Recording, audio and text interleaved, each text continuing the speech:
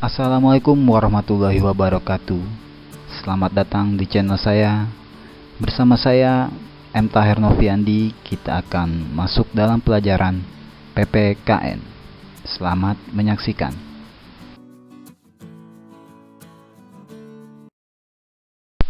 Dalam video kali ini, kita akan membahas perumusan dan penetapan Pancasila sebagai dasar negara dengan subbab sejarah perumusan Pancasila sebagai dasar negara. Nah, apa saja yang akan kita bahas dalam video ini? Bagaimana perjalanan peristiwa terciptanya Pancasila? Siapa saja tokoh-tokohnya? Mari kita saksikan.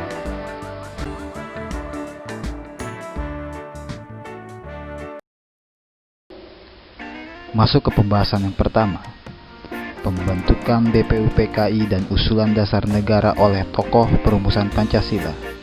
Pada tanggal 8 Maret 1942, Indonesia menjadi wilayah pendudukan Jepang. Hal ini terjadi setelah dilakukannya Perjanjian Kalijati. Perjanjian yang dilaksanakan di Kalijati, Subang, Jawa Barat tersebut menyatakan bahwa Belanda atau Hindia Belanda menyerah kepada Jepang dengan semboyan 3A, Jepang Pelindung Asia, Jepang Pemimpin Asia, dan Jepang Cahaya Asia. Pemerintah pendudukan Jepang mencoba menarik simpati bangsa Indonesia.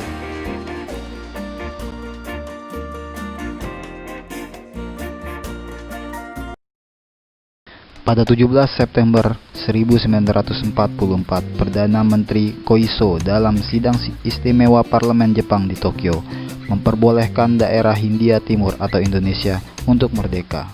Selanjutnya, Letnan Jenderal Kumaki Chiharada, pemimpin militer di Jawa, berusaha meyakinkan bangsa Indonesia tentang janji kemerdekaan.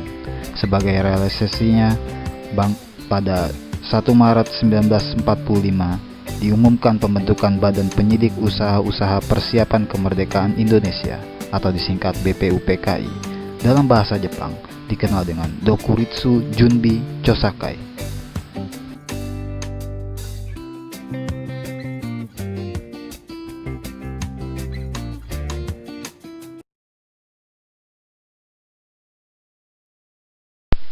BPUPKI dibentuk dengan tujuan menyelidiki berbagai hal dalam segala bidang kehidupan yang diperlukan sebagai persiapan pembentukan negara merdeka, yaitu Indonesia Merdeka. KRT Rajiman Weddiodiningrat dipilih sebagai ketua. Ia dibantu dua orang ketua muda, yaitu Ichibangase Yoshio, orang Jepang yang menjabat sebagai Shuchokan di Cirebon, dan wakil dari Indonesia yaitu Raden Panji Suroso sebagai kepala sekretariat.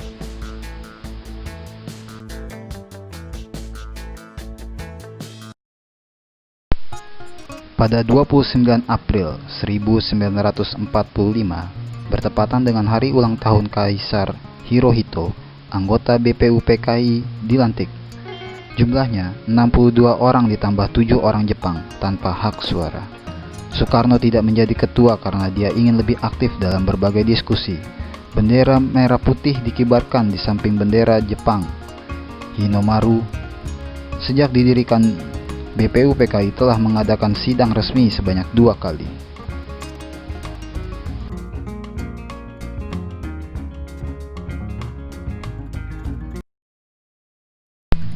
BPUPKI melaksanakan sidang pertamanya di gedung Chuosangi-in pada tanggal 29 Mei sampai dengan 1 Juni 1945 di Jalan Pejambon 6 Jakarta. Kini dikenal sebagai Gedung Pancasila dan menjadi bagian dari kompleks pembangunan Kementerian Luar Negeri RI. Sebenarnya, sidang telah dibuka pada tanggal 28 Mei 1945, namun pelaksanaan pembahasan baru dimulai keesokan harinya. KRT Rajiman Weddiodiningrat selaku ketua sidang menyatakan perlunya suatu dasar negara. Selanjutnya, beberapa anggota sidang menyampaikan pendapatnya tentang rumusan dasar negara. Rumusan-rumusan yang disampaikan memiliki perbedaan antara satu dan lainnya. Meskipun demikian, rumusan-rumusan tersebut tetap berakar pada kepribadian dan gagasan besar dari bangsa Indonesia sendiri. Selain itu, rumusan-rumusan tersebut didasari sejarah perjuangan dan semangat nasionalisme.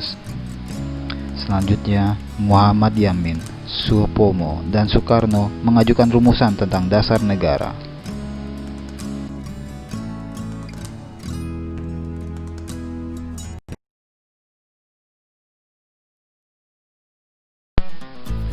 Muhammad Yamin menjadi yang pertama mengusulkan rumusannya pada 29 Mei 1945 dalam pidatonya yang berjudul Asas dan Kebangsaan Indonesia. Menurutnya, dasar negara Indonesia yang akan merdeka terdiri dari 5 unsur, yaitu sebagai berikut: peri kebangsaan, peri kemanusiaan, peri ketuhanan, peri kerakyatan, dan kesejahteraan rakyat.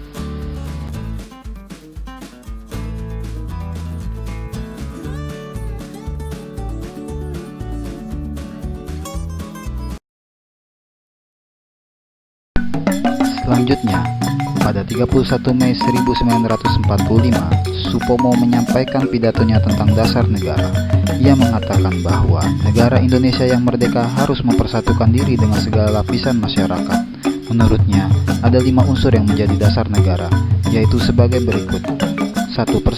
Persatuan, 2. Kekeluargaan, 3. Keseimbangan lahir dan batin, 4. Keadilan rakyat, dan kelima, musyawarah.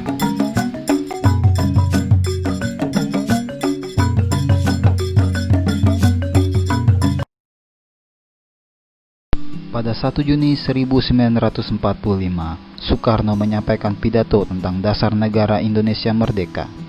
Ia membuka pidatonya dengan kritik kepada pembicara dalam sidang yang dinilainya terlalu meributkan hal yang kecil-kecil.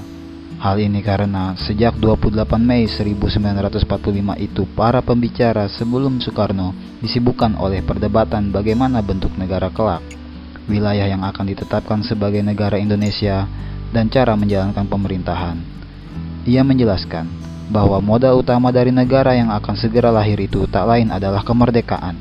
Ia kemudian mengemukakan rumusannya yang mencakup 5 dasar negara yang disebutnya sebagai Pancasila. Filosofi Pancasila yang menjunjung tinggi kesetaraan dalam keberagaman menjadi landasan kemerdekaan. Pancasila terdiri dari 5 asas, yaitu sebagai berikut: 1. Nasionalisme dan kebangsaan Indonesia, 2. Internasionalisme dan peri kemanusiaan, 3. Mufakat atau demokrasi, 4. Kesejahteraan sosial, dan kelima, ketuhanan yang berkebudayaan.